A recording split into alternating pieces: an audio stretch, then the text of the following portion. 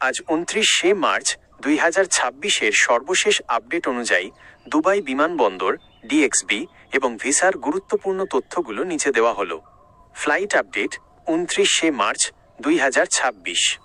বর্তমানে মধ্যপ্রাচ্যের আকাশপথের পরিস্থিতির কারণে দুবাই বিমানবন্দরে ফ্লাইট চলাচল কিছুটা সীমিত। কার্যক্রম বিমানবন্দর আংশিকভাবে সচল, তবে অধিকাংশ আন্তর্জাতিক এয়ারলাইন্স তাদের শিডিউল পরিবর্তন বা বাতিল করেছে।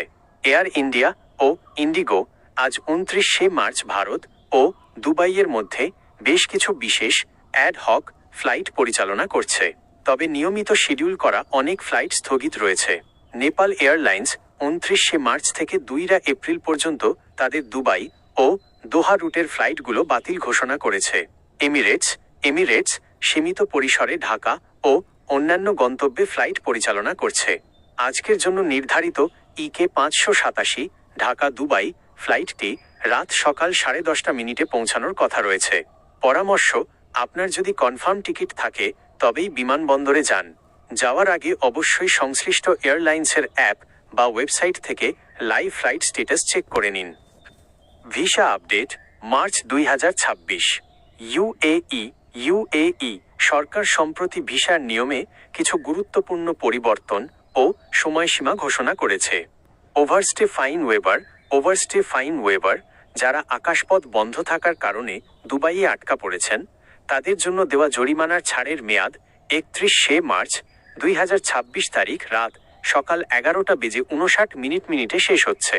১ এপ্রিল থেকে প্রতিদিনের জন্য পুনরায় জরিমানা ৫০ AED দিন কার্যকর হবে।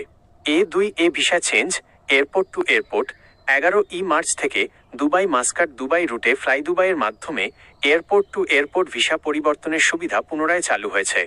নতুন ৫ বছরের মাল্টিপল এন্ট্রি ভিসা পর্যটকরা এখন ৫ বছর মেয়াদি মাল্টিপল এন্ট্রি ভিসার জন্য আবেদন করতে পারছেন, যা সেলফ স্পন্সর্ড এবং প্রতিবার ৯০ দিন পর্যন্ত থাকার সুযোগ দেয়। বাধ্যতামূলক ট্রাভেল ইন্স্যুরেন্স ২০২৬ সাল থেকে সব ধরনের ভিজিট ভিসার জন্য স্বাস্থ্য বীমা বা ট্রাভেল ইন্স্যুরেন্স থাকা এখন বাধ্যতামূলক করা হয়েছে। দ্রুত চেকলিস্ট: ১. আপনার পাসপোর্ট অন্তত ৬ মাস মেয়াদি হতে হবে। ২. ফ্লাইটের অন্তত ৪-৫ ঘন্টা আগে বিমানবন্দরে পৌঁছান। ৩.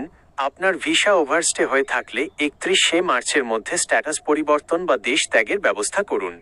আপনি কি নির্দিষ্ট কোনো দেশ বা ফ্লাইটের ডিটেলস জানতে চান?